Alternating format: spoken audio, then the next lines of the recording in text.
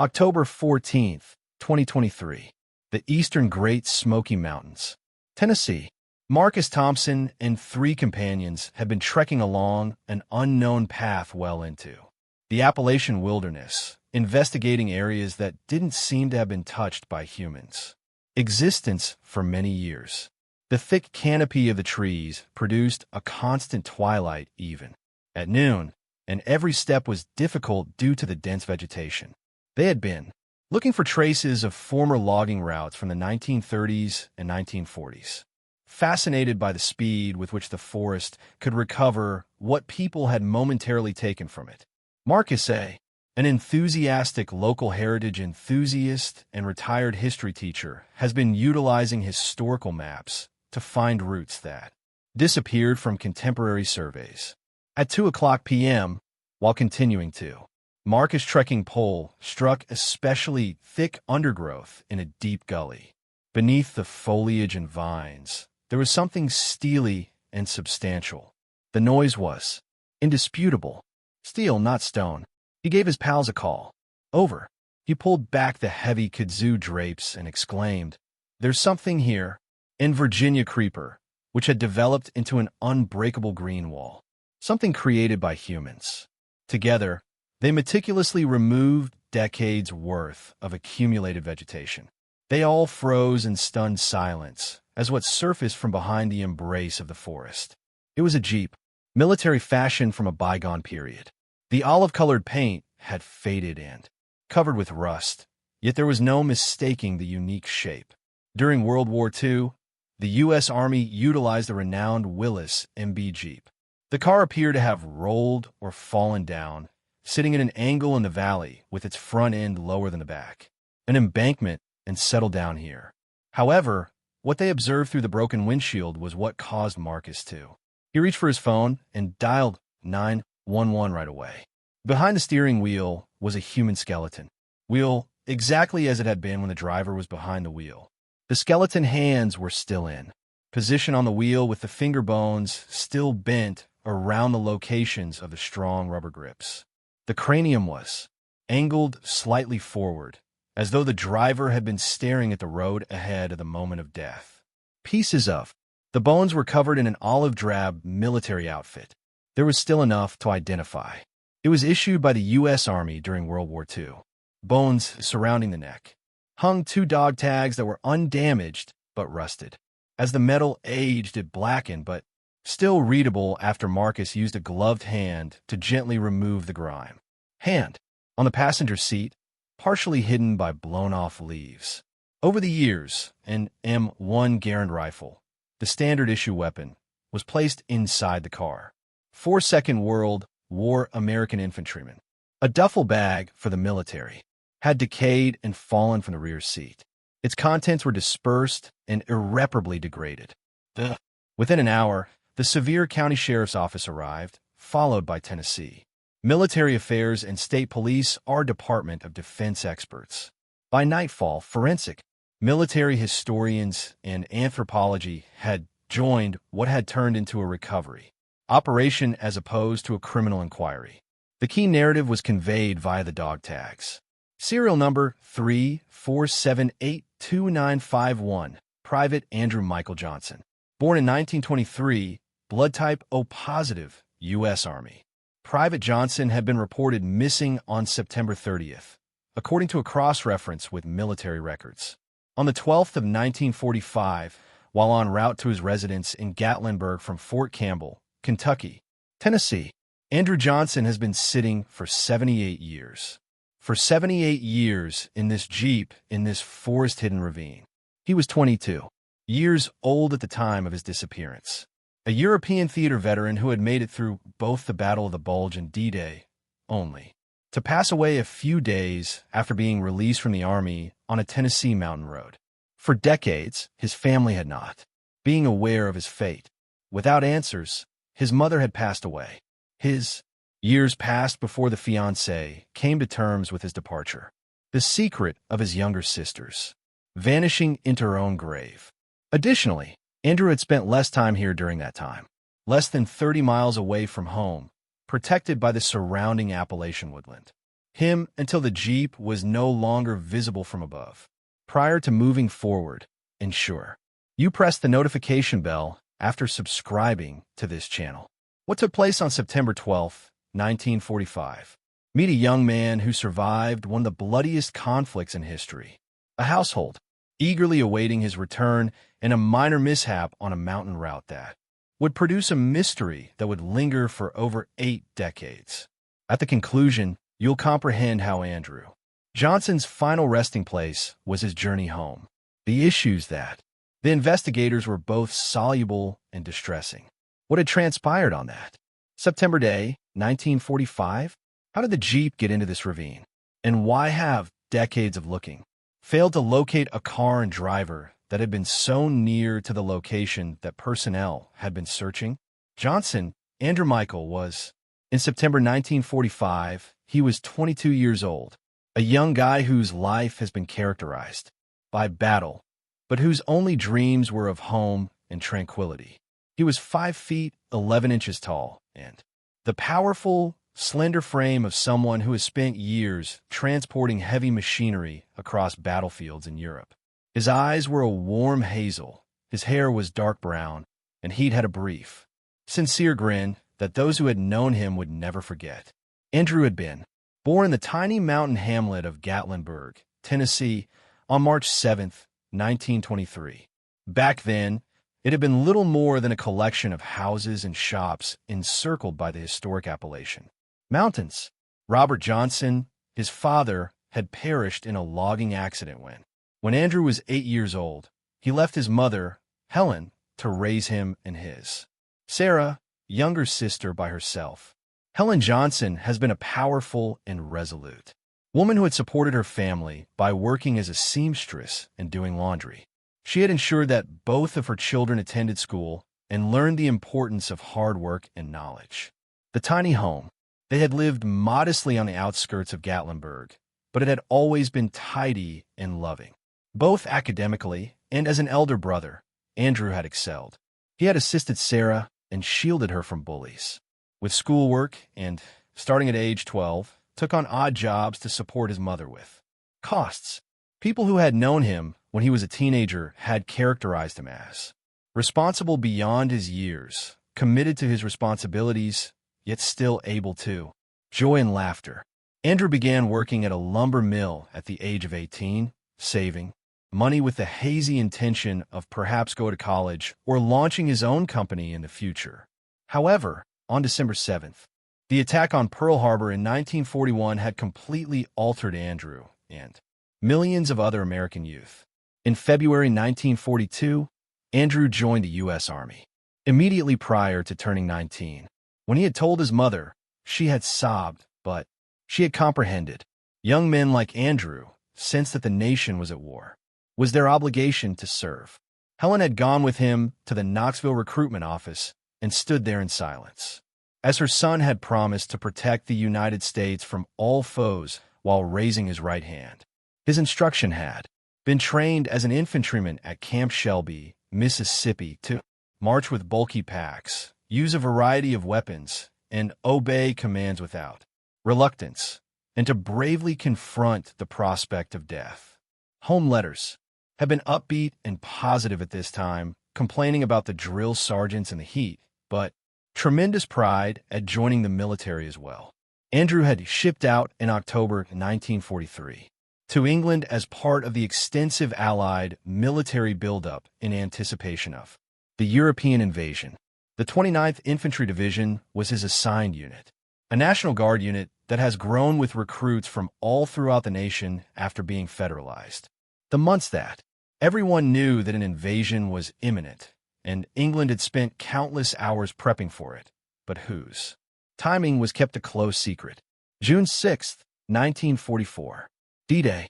Andrew had been one of the first soldiers to set foot on Omaha Beach, the invasion's bloodiest areas.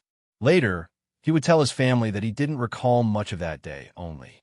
He was surrounded by death, commotion, and noise, yet he managed to reach the top of the cliffs when so many others hadn't. Among the men who had arrived with him, less than half had made it through the first day. Andrew had engaged in combat throughout France, taking part in the bloody Hydro warfare throughout the summer and fall of 1944. Of Normandy, the liberation of towns in France, and the grueling, sluggish advance. With Germany in mind, during this time, his letters to his family had gotten shorter and fewer. Frequent, and when they did, they were preoccupied with little things like the cuisine, the weather, inquiring about Gatlinburg life, and refraining from discussing the fighting heat. Knowledgeable. In the winter of 1944 to 1945, the Battle of the Bulge, Germany's final significant offensive of the conflict. The partition of Andrew had been thrust into the intense battle to halt the German advance in the Forest of Ardennes.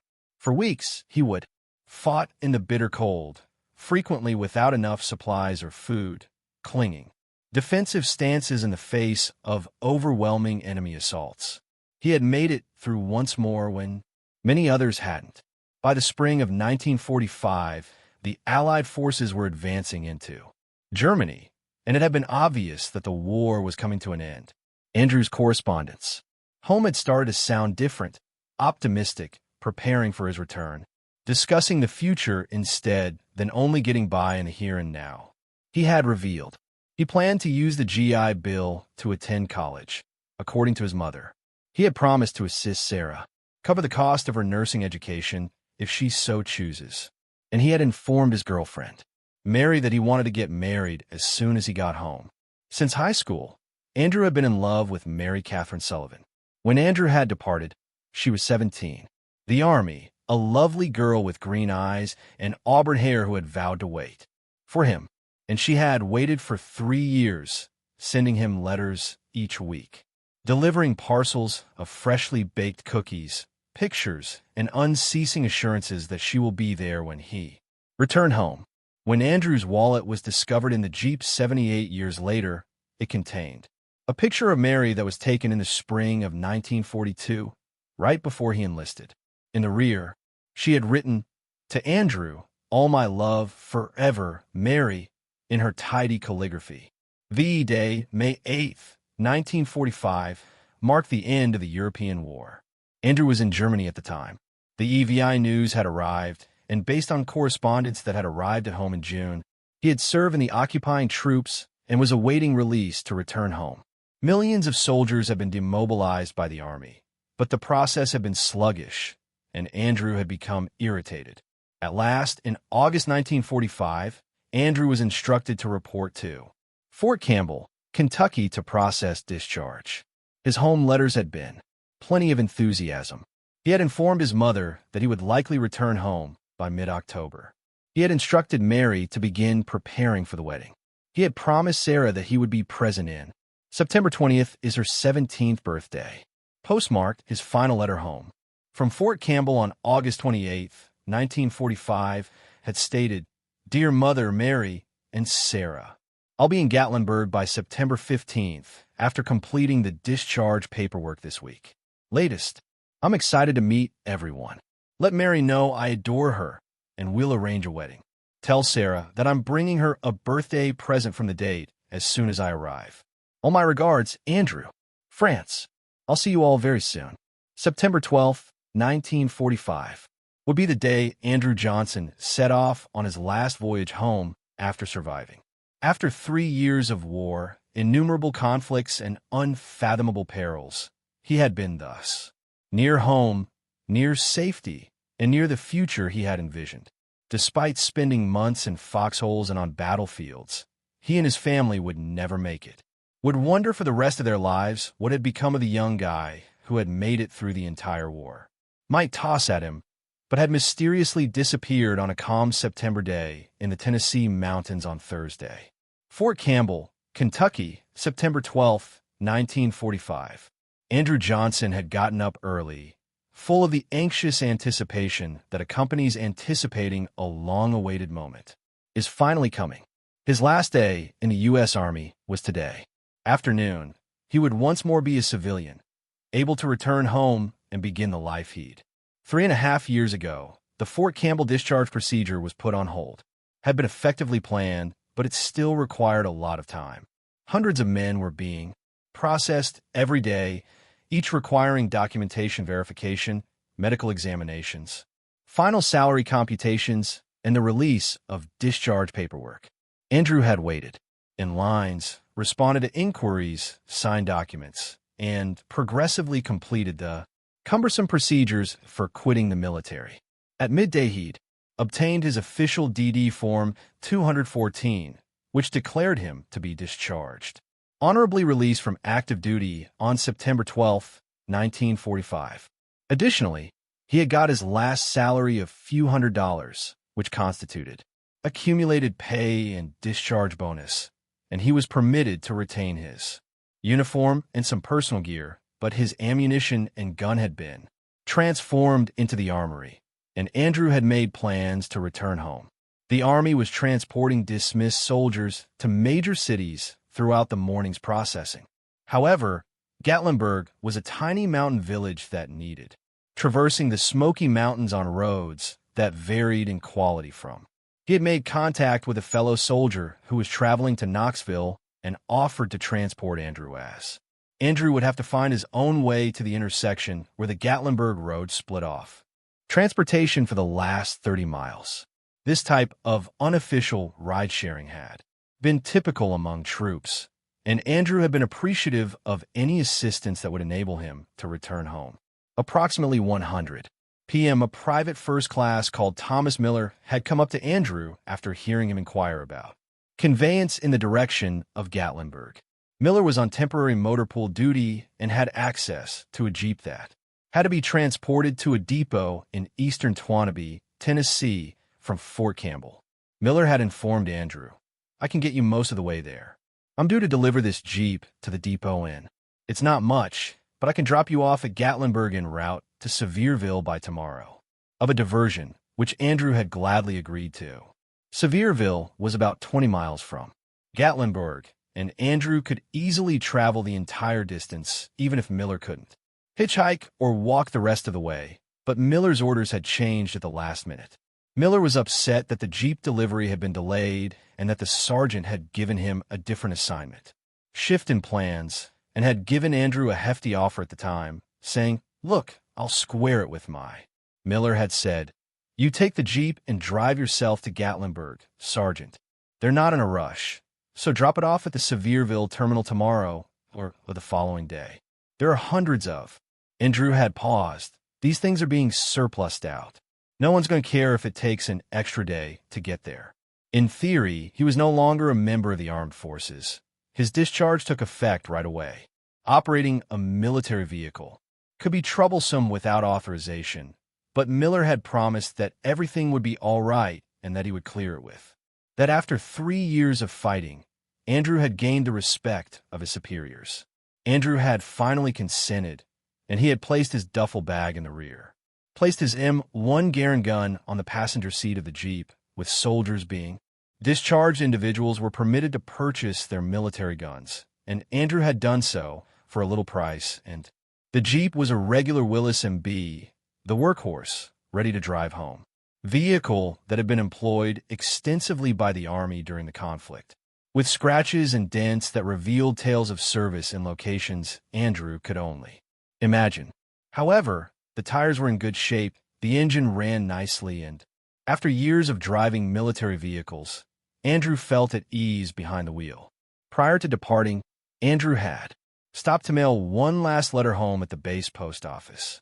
It was written that it had been short but happy the morning before his discharge processing. "I'm coming. I'm excited to see you all when I go home today. I should arrive tomorrow afternoon." The letter would reach Gatlinburg on September 14th, 2 days after Andrew's death. "Love, Andrew." His family would read it with delight, unaware that he had departed Fort Campbell. Andrew had already left Fort, and something had gone horribly wrong on his way home. Campbell on September 12, 1945, at around 2 o'clock p.m. In 1945, the roughly 200-mile route to Gatlinburg passed primarily via eastern Tennessee's hilly terrain. The roads were tiny and twisting, so this was not a trip to be taken lightly. Frequently unpaved in isolated areas, there were little speed restrictions, and travel times were calculated in hours as opposed to miles. The most straightforward path would have required Andrew via Nashville, then eastward via Carthage and Lebanon. Finally, the highways leading to Gatlinburg and the Smoky Mountains, however, were still the most direct in 1945, means spending 6 to 8 hours traveling on a variety of roadways, from asphalt highways to mountain roads that could hardly accommodate 2 cars. A number of persons had spotted Andrew in the early stages of his trip.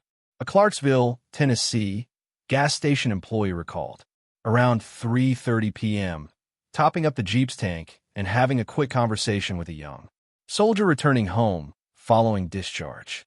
A Springfield cafe waitress had fed Andrew pie and coffee at around 5 o'clock in the evening, observing that he appeared content and thrilled, discussing returning home to visit his fiancée. Following Springfield, the sightings had stopped. As he got closer, Andrew's path would have led him into more isolated mountainous territory, the Smoky Mountains. By 7:30 p.m., when night fell, Andrew would have been traveling on dimly lit mountain roads without guardrails or other contemporary safety improvements, markings that reflect light. It was unclear exactly where Andrew had gone after leaving Springfield. There, Gatlinburg might be reached in a number of ways from that direction. Some are more straightforward but challenging, whereas others, longer but on nicer roads. When there are no contemporary roadways, drivers frequently chose routes based on personal taste, weather, and local expertise. What investigators would subsequently ascertain that Andrew had traveled over the highlands via roads that were essentially enhanced logging routes, maybe attempting to save time, maybe adhering to directions that had made sense. Maybe just committing the type of navigational blunder that was typical in a time before GPS or even trustworthy traffic signs on those mountains somewhere. So, in the gloom of that September evening, Andrew Johnson's voyage had concluded. September 13th, 1945, a Friday. Tennessee's Gatlinburg. As usual, Helen Johnson had gotten up early to make Sarah breakfast and get her ready for school. However, this morning had been distinct, full of nervous energy and excitement. Andrew's letter stating he could come any day because he would be home by mid-November. Additionally, Helen had been keeping a close eye on the road in the hopes of spotting her son ascending the path leading to their modest home. Sarah had been even more. She was so excited that she could hardly focus on her academics. Her 17th birthday was approaching September 20th, and the idea of bringing Andrew home to commemorate it had nearly intolerable. She had informed all of her pals that her brother was returning from the conflict, a hero who had made it through the Battle of the Bulge and D-Day. Mary Sullivan had been there, the Johnson residence that morning, as she had done for months. She would made sure everything was ready for Andrew's return by helping Helen clean the house one more time. They were ready. His chamber, cleaning the linens, and setting up his few belongings precisely as he had departed from them 3 years prior. When Andrew hadn't shown up by the afternoon, nobody had been very concerned. According to his letter, he will be home by mid-October, which might be any day. During the course of the following week or so, for troops in particular, travel was unpredictable. Been released during the widespread demobilization that had overtaken the militaries. Systems of transportation.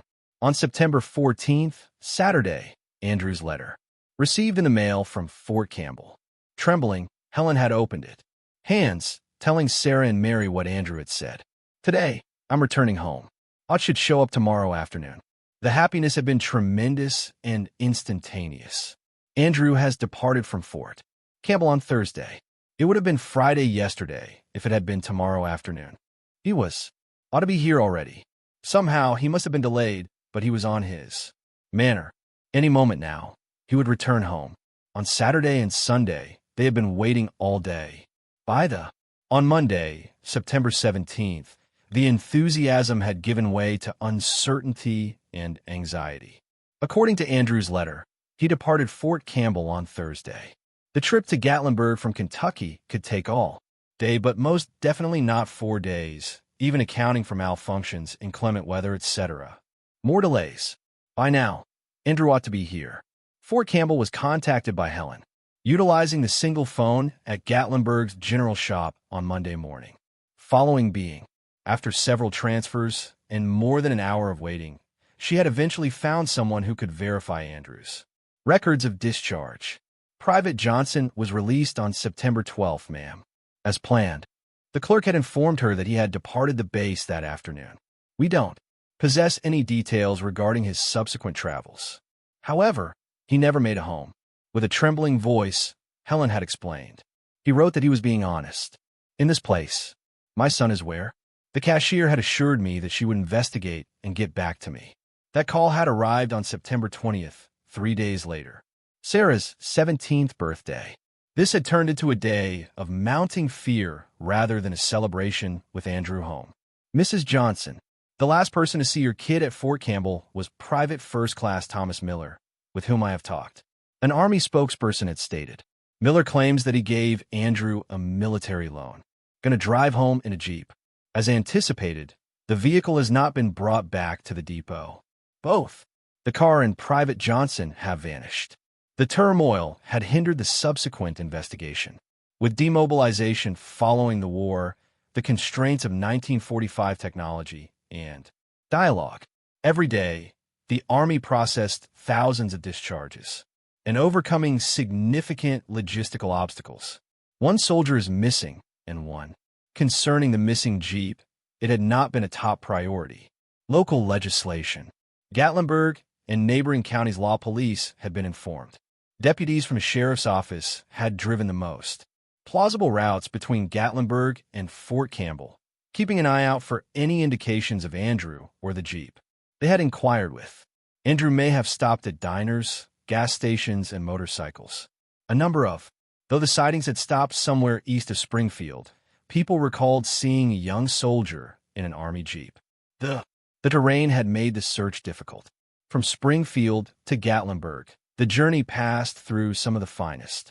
Tennessee's untamed terrain features several minor roads, logging paths, and isolated locations where a car might veer off the A route without being seen.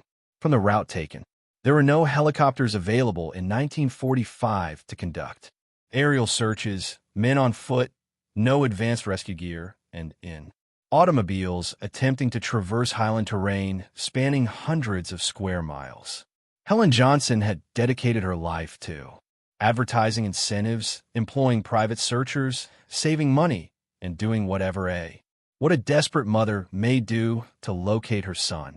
Mary Sullivan had joined, yelling Andrew's name and strolling along mountain paths with each search team until her voice faltered. Sarah had written to the Army, everyone she could think of, congressmen, media, and the FBI, pleading for assistance in locating her brother. For months, then years, the searches had been conducted intermittently. When the snow melted and the mountains were once again reachable in the spring, there would be systematic searches. Each time someone reported discovering something or spotting an abandoned car, investigators had followed up on anything that might be connected to Andrew. However, in 1945 Tennessee, there were restrictions that made it extremely difficult to locate a car in the huge Appalachian terrain. Challenging. There were innumerable caverns, hollows, and isolated places in the highlands. A car that veered off a mountain road in the wrong direction might be unseen from above and unreachable from below.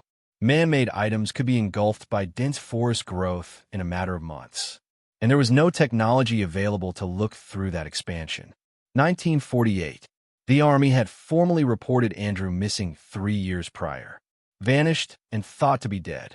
For administrative reasons, the declaration had been required, enabling Helen to settle Andrew's affairs and obtain his military benefits, but it had offered no explanations for what had genuinely occurred to her son. Helen had refused to acknowledge Andrew's passing. She had kept his clothes and kept his chamber just as he had left it. His books were on the shelves, and he was hanging in the closet. She had persisted in. Every year, they set aside a spot at the table to commemorate his birthday. Family and friends had gently advised her to accept reality and go on. However, Helen had insisted, until someone presented her with evidence of Andrew's demise. Her son was only gone, but he will return one day. After 7 years of waiting, Mary Sullivan finally saw Andrew in 1952, acknowledging his absence. In the end, she what a local teacher had. Children lived a long life, although she had confided in acquaintances that a portion of her heart had stayed in 1945 forever, waiting for a young soldier who would never came. Throughout her life, Sarah Johnson had carried the pain of her brother's disappearance with her. She would turn into a nurse, got married, had kids, and finally had grandkids. However, she would never cease to ponder Andrew's fate, never gave up hope that eventually, in some way, the riddle would be resolved. In 1982, Helen Johnson passed away at the age of 84, having been unaware of her son's fate for 37 years. Her final, Sarah claimed to have said, "Tell Andrew I waited for him." At the age of 90, Mary Sullivan passed away in 2015. The picture that Andrew had brought in. Throughout her life, she kept his wallet in a tiny frame on her bedside table. Sarah Johnson had died in 2019 at the age of 91, having spent 74 years living in the shadow of her brothers vanishing.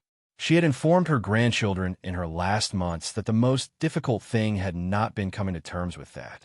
Andrew had passed away. It has never been known how or where he passed away, visiting a grave, but never finding closure. None of them had survived to discover that. At the time of his death, Andrew was less than 30 miles from his home, that he had been inside, a few hours after reaching the door, where they had been waiting impatiently for him to show up. That was a straightforward mishap on. A young man who had endured so much had died on a mountain road.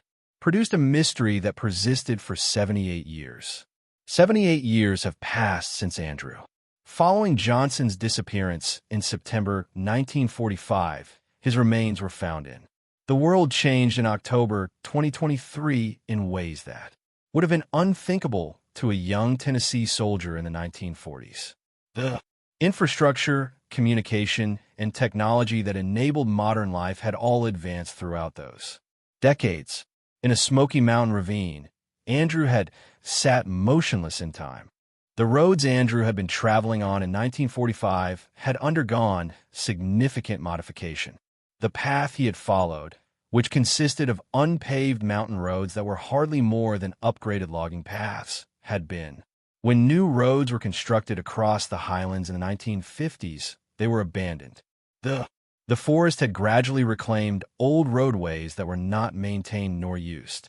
The particular section of location where Andrew's Jeep slid into the gully after leaving the pavement had been especially far away, even in 1945. By the 1960s, it had totally overgrown and undetectable to those who were unsure of where to look. The forest had done what forests do. It had expanded, covered, absorbed, and enlarged everything created by humans until the region resembled its pre-human state, made highways through it. The Jeep itself had blended in with the surroundings. The rust had coated the olive drab paint, which had faded. The vines had grown over, and all around it, both inside and outside, leaves had piled up. Little creatures had made residences beneath the seats and in the engine compartment. Trees had matured. Around it, the metal frame gradually being embraced by their roots. 10 years after the collision, the Jeep would have been hard to notice even from a short distance. In 20 years, it had been nearly undetectable. Andrew's family has never stopped looking, even though that search's characteristics had evolved over time. During the year, the search had been physical in the immediate aftermath of his abduction. People strolling over mountain paths, exploring ravines, and examining abandoned structures. As the years went by without success, the focus of his inquiry had shifted to preserving his memory and holding on to hope that, somehow, answers would surface eventually. Helen Johnson had made contact with each. She was desperate for any psychic, medium, or clairvoyant abilities she had heard of. Details regarding the fate of her son. Some have reported seeing Andrew in visions, alive in remote locations. Others have reported mishaps or acts of violence that had purportedly killed him. None had offered any information that was useful. Helpful, but Helen had pursued each lead with a mother's urgency, who was unable to accept that her child had vanished without evidence. The Johnson household had kept in touch with other families of missing military personnel, creating a community of people bound by grief and unresolved queries. Every year, they had gone to memorial services for the missing letters to congressional representatives, pushed for increased funding for the search, and helped one another deal with the particular loss that originates from ignorance. Sarah Johnson had taken it upon herself to record every aspect of Andrew's disappearance and the ensuing searches. She had kept records of media articles, police reports, communication with the Army, and her own thorough notes on each search operation and sighting that is reported. When she passed away in 2019, she had amassed numerous boxes of documents pertaining to the case of her brother. Growing up, Sarah's kids and grandkids had heard tales about Uncle. The war hero Andrew vanished while returning home. For them, Andrew had been nearly mythological, a member of the family's past who had lived more in fiction than in reality. They were aware of his serve in World War II, read his letters, and saw his medals and awards home, but they had only ever known him as an absence that had influenced the life of their grandmother. Following Sarah's passing in 2019, the boxes containing Andrew's case paperwork had been passed down to Jennifer, the granddaughter. The novel had captivated Jennifer, a lawyer who enjoys historical puzzles, and she had thought about attempting to launch a fresh search using contemporary technology. However, by 2019-74, it had been years since Andrew had vanished. Anyone with first-hand knowledge had long since passed away. The paths had gone cold decades before. Jennifer had scanned every document that Sarah had, produced a digital archive, and posted it to a website devoted to the vanished world. Veterans of World War II. The location had garnered some interest from historians and genealogists, but they had produced no fresh information regarding Andrew's destiny. The region. For decades, there had been little human habitation in the Smoky Mountains, where Andrew's Jeep had finally been found. The area's historic logging roads from the 1930s and 1940s have been left behind. Traffic has been diverted from the isolated hills and hollows by modern highways. The development of the large tracts of land were shielded from development by Great Smoky Mountains National Park, permitting the forest to revert to a state that is comparable to its pre-settlement state. Hikers occasionally ventured into the more isolated regions, although the majority remained on well-traveled paths. The crevice. There are no trail maps showing the location where Andrew's Jeep had stopped, in areas that were challenging enough to deter casual exploration. To get there, you had to be actively searching for unmarked old routes, which is precisely what Marcus did. What had Thompson and his companions been doing at the time of their discovery? Marcus Thompson had been captivated by regional history when he was a young child, when his grandfather told him tales about the dominant lumber industry, the early 20th century in the Smoky Mountains. As a history instructor, Marcus had developed that youthful interest into a serious pastime by studying historic logging operations and attempting to find the infrastructure and routes they had abandoned. October of 2023, Marcus had acquired copies of Forest Service maps from the 1940s that depicted historic roadways that was no longer found in contemporary surveys. He had been especially intrigued by a system of highways that had been constructed to provide access to forestry activities in the present-day national park. Using both contemporary and historical maps, Marcus, GPS, and 3 friends had been attempting to locate the ancient routes and record what was still there. The region it had been especially difficult to explore on October 14th. Steep terrain, hidden in thick undergrowth and lacking any clear indications of the road that, according to their maps, should have been there. They would have been following a valley that appeared to be parallel to one of the old highways on historical maps, believing they may discover traces of the path along the above ridgeline. Pole had hit the metal of the Jeep as Marcus was trekking. Frame. He had initially believed that they had discovered the remains of outdated forestry machinery. The jungle was teeming with abandoned lumber industry machinery, metal components, outdated cables, and even whole pieces of machinery that had been abandoned after operations had ceased. However, when they had removed the plants, the characteristic form was now clearly visible. It wasn't logging apparatus. It was a car, and based on its appearance, it was obviously very ancient. As soon as Marcus noticed the military olive drab paint behind the rust, he'd realized they had discovered something important to history. The skeleton's discovery has changed what may have been a fascinating historical discovery into something far more serious. Marcus had dialed 911 right away, taking meticulous note of the GPS locations and ensuring that nothing was touched that could be proof. Tennessee State Police had arrived after the Sevier County Sheriff's Office. Upon arriving and seeing the Jeep and its occupant, the first cops would acknowledge the historical significance right away and requested more resources. By the late afternoon, military historians, forensic anthropologists, and Department of Defense representatives had joined what had developed into a meticulously planned rehabilitation effort. The scene had been widely captured on camera before anyone had made an effort to disrupt anything. The location of the Jeep in the ravine, the vegetation growth patterns, and the surrounding topography had all been recorded to aid in the reconstruction of events that occurred 78 years prior. The Jeep had been incredibly well preserved after being exposed to the weather for about 80 years. The climate of Appalachia with significant corrosion and degradation had been brought on by chilly winters and muggy summers. However, the fundamental framework had not changed. Despite being seized, the engine, rusted but still identifiable. The tires had completely decayed. The only thing left are the metal wheels. The metal of the seats had corroded. Framework, but remnants of the original padding and fabric were still present.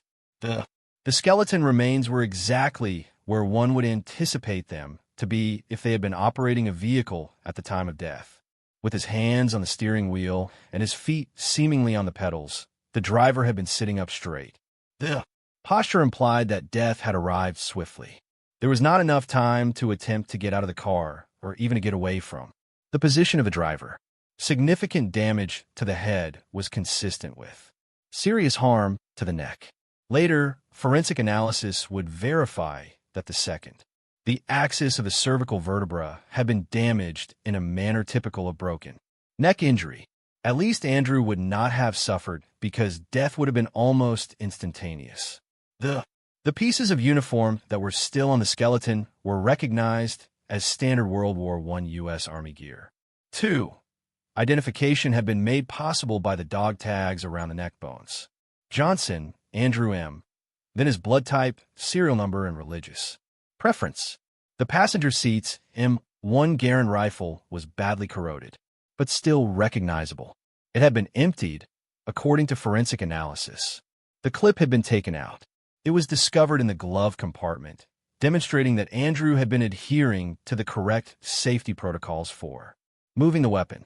The dashboard of the Jeep provided some shelter from the weather in the glove compartment. Andrew's discharge documents had been discovered by investigators.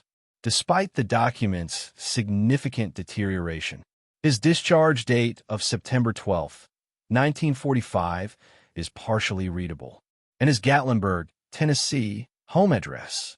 Most poignantly in what investigators had discovered Andrew's wallet, which was still in his uniform pocket. Although the leather had severely degraded, there were a number of items within that had been shielded by the layers of the wallet. Survived quite well. An image of a young lady with auburn hair and emerald eyes, a number of pennies, and what looked like a well-used letter. A 1942 photo had been recognized as that of Andrew's fiancée, Mary Sullivan. Her penmanship was still barely discernible on the back. My deepest love to Andrew. Mary, forever. In July 1945, Andrew's mother wrote the letter, and seemed to be carried about all the time. It was still readable in parts. You have our utmost admiration. Not able to eagerly await your return home. Every day, Mary inquires about you. Mother, I love you. It had taken 2 days of meticulous labor to collect Andrew's remains. Forensic anthropologists had previously recorded every aspect of the skeleton's location, starting the careful procedure to extract the bones from the automobile. After taking in situ photos of each bone, meticulously removed and tagged for further analysis, the Jeep itself had also overgrown and decayed to be extracted undamaged. Ultimately, evidence had been gathered. It had been lastly recorded and placed in the location where it would progressively finish, changing from a vehicle to a component of the forest. The determination of the remains as Private Andrew Johnson had been verified in a number of ways. The first identification had come from the dog tags. Dental records, astonishingly still, accessible in Army records from Andrew's 1942 enrollment paperwork had offered conclusive confirmation and a DNA comparison with the supplied samples. The descendants of Sarah Johnson had confirmed a familial link that was consistent with siblings. Following 78 years, the enigma surrounding Andrew Johnson's fate had been unraveled. The young soldier who had been returning home to wed his sweetheart after surviving D-Day and the Battle of the Bulge and assist his family had perished in a straightforward car accident less than 30 miles from his final destination. A moment of distraction, a curve taken too quickly, or possibly exhaustion following a lengthy, a promising life and a day of travel had ended in a ravine that would conceal his final resting location for almost 8 decades. The accident's forensic examination, Andrew's remains, and the surroundings painted a vivid picture of what had transpired that September night in 1945. The evidence revealed a tale of fatigue, challenging driving circumstances, and terrible timing that, just hours before Andrew would have arrived home, had culminated in a deadly collision. The T-section. Even by 1945 standards, the area of Mountain Road where the Jeep had gone over the edge had been especially dangerous. The course had a number of narrow turns with steep drops and no guardrails. During the day and with contemporary roads, the turns would have been difficult but doable. In the evening, after hours of challenging driving in a car with poor lighting, they'd been truly perilous. The skid marks that were there on the road in 1945 were long gone, but the location of the Jeep and the damage patterns revealed. The tail. Andrew had come across a sharp turn while descending a steep gradient. He had either been going too quick for the circumstances, or he had underestimated how acute the turn was in the dim light. The Jeep had veered off the road and plummeted about 15 feet into below the ravine. Though not disastrous, the impact had been significant. There was no rolling of the Jeep. It had came to rest sideways after landing on its wheels, forward on the sloping floor of the valley, but the abrupt slowing and contact had been sufficient to injure Andrew's neck fatally, despite the fact that there has been no obvious damage to the skull or other bones. Forensic analysis of there was a characteristic hangman's fracture in the second cervical vertebrae, a break that happens when the head is abruptly thrust forward or backward with enough power to break the connecting bone, the spine to the skull. The fracture pattern in Andrew's instance had been consistent with his head snapping back after being flung forward on contact. This kind of harm would have caused instant unconsciousness and, at most, death in a matter of seconds or minutes. There would have been no suffering for Andrew. He would have rounded the bend, felt the Jeep pull off the road, had the fleeting feeling of falling, and then nothing. Before he could comprehend what was going on, it would have been over. The timing had been awkward. Ironic. When the accident occurred, Andrew was about 28 miles away from Gatlinburg. Had taken place. At the top speeds on mountain roads in 1945, he'd possibly 1.5 hours away from home. If Andrew had chosen to stop, or if the collision had occurred a few turns later, for the night and travel the remaining distance throughout the day, or if he had selected any of a dozen different routes, the result may have been entirely different. However, on that particular curve, at that particular moment, following days of traveling and processing, worn out from the emotional strain of quitting the Army, Considering the physical strain of spending the entire day on mountain routes Andrew had made, a tiny mistake of judgment, and it had cost him everything. The news. The news that Andrew Johnson had been located 78 years after going missing spread swiftly through the neighborhoods of Gatlinburg. For senior citizens who were familiar with the Johnson family, the finding had reminded them of the thorough searches and decades of ignorance inside the family. For younger locals who had just heard the narrative as local history, it had abruptly introduced a fabled mystery and drastically to life. Jennifer Johnson, Andrew's great-granddaughter and Sarah's. On October 15th, the Sevier County Sheriff's Office contacted her niece. The day following the finding, it had been devastating to learn that her great-uncle had been located at last. She had spent years organizing her grandmother's papers before learning about Andrew, about his absence, but didn't truly think the mystery would be unraveled. My granny dedicated her whole. As an adult, I've been wondering what happened to my brother, Jennifer had said to reporters. She passed away 4 years ago. I'm heartbroken that she never received the truth. She was only a few years too young to know, but I'm thankful that Andrew can now be buried with dignity. The Department of Defense has taken possession of Andrew's remains for appropriate military handling. A full military funeral was scheduled on November 2023 at Knoxville's Tennessee State Veterans Cemetery. The event featured a flag-draped coffin, all the accolades owed to a combat veteran, and a military award. Guard, a bugler playing taps, and the folded flag being shown too. The closest surviving relative of Andrew was Jennifer Johnson. More than 300 people had attended the burial, including far-off relatives who had never met Andrew.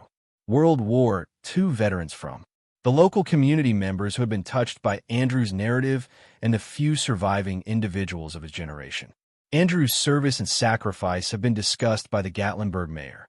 A military chaplain had prayed for a young soldier who had served his country for 3 years before passing away. The picture of Mary Sullivan, discovered in Andrew's wallet, had been placed with his remains as he attempted to return home. Interred with the young man who had transported it around Europe and was returning home to her when he passed away. Funeral. A distant relative had read Andrew's final letter to his family, the one he'd sent on September 12, 1945, from Fort Campbell. I'm returning home today and should be there tomorrow afternoon. I'm eager to see. Love, Andrew. There wasn't a single dry eye in the gathering. The tale of Andrew Johnson's discovery had resonated well beyond Gatlinburg. The tale was reported by national news outlets as an illustration of both tragedy and closure. Historians of World War II have talked about the larger background of warriors who'd survived the war but perished in mishaps during the extensive demobilization process, according to genealogists. And family historians had discussed the value of never giving up on unraveling family secrets. The Tennessee. The location of Andrew's Jeep had been marked with a memorial sign by the Historical Commission. However, the area itself was still far away and challenging to get there. The marking indicated Andrew's tale and paid tribute to his devotion, making sure that any hikers who might come upon the location in the future would comprehend historical importance. In Gatlinburg, a modest tribute commemorating the town's World War II memorial that included Andrew's name among the locals who had served and lost their lives. A picture of him wearing his uniform. Young, cheerful, self-assured, and on display in the local history museum. In addition to his decorations, letters to his family, and the account of his disappearance and final discovery of the key Jeep, what was left of it after 78 years of deterioration had been abandoned in the valley where it had settled, and its removal would have required a significant amount of excavation work that would have been useless and harmful to the forest. Instead, it had been meticulously recorded and left as an inadvertent tribute to Andrew and all the young men who had never returned home after serving their country. Inspired contemplation of the expenses of war that went beyond the front lines. Andrew Johnson had survived some of the bloodiest fighting of World War II. He had experienced D-Day, the Battle of the Bulge, and the hedge warfare in Normandy. Through events that had claimed the lives of hundreds of thousands of other young men, and then in a tranquil Tennessee. His luck had just run out in the woodland on a calm September evening. Had also demonstrated the significant advancements in search and rescue skills throughout the years. In 1945, people had to physically search on foot in places they could only reach in order to find a car in a steep ravine. By 2023, technology such as GPS, satellite images, and ground drone searches and piercing radar had allowed for the discovery of items that would have been permanently concealed only a few decades before if Andrew had. If he had vanished in 2023 instead of 1945, he would have probably been discovered within days. GPS would have followed his path, and his cell phone would have communicated his whereabouts. The Jeep could have been seen from the air by thermal imaging helicopters, but in 1945, a young soldier had perished, and those technologies had been nothing more than science fiction. Searchers had passed within yards of his location without ever realizing it, while he was within sight of his house. Family. The finding had provided the resolution that 3 generations had yearned for but never anticipated to receive. It was now possible to visit Andrew's grave and add his name to. Family records are listed as deceased on September 12, 1945, rather than missing. At last, the question could be answered. Jennifer Johnson had said what many. The family is devastated that it took 78 years to find him. Heartbroken that my grandmother, great-grandmother, and numerous others who were thankful, but we also lost a loved one without knowing what had happened. We are thankful that he has been located and that we can recognize his service and his sacrifice appropriately. Thankful that the enigma has been unraveled and that Andrew can at last rest in peace. Private Andrew Johnson's narrative acted as a reminder that death from conflicts persist long after hostilities are over. Andrew had been a World War II fatality as certain as if he had perished on a beach in France or in a woodland in Germany. The conflict had forced him to travel across an ocean, endure unthinkable encounters, and eventually initiated the series of events that had resulted in his demise on a mountain road in Tennessee. But the tale was also evidence of the strength of perseverance. Helen Johnson had passed away trusting her. One day, the son would be located. Sarah Johnson had remained diligent. Documents, certain that the enigma would finally be solved, and 78 years later, their faith had been confirmed. Andrew had been located, recognized, and the young man who had written, "I'm coming home today," had finally made it home. 78 years later, but finally home, the journey was finished, the battle was ended. Private Andrew Johnson could finally relax after waiting for over 8 decades. Welcome home, soldier. Your fiancé and mother were waiting for you. Your sister has been searching for you nonstop. Now that you're home, you can at last be in harmony.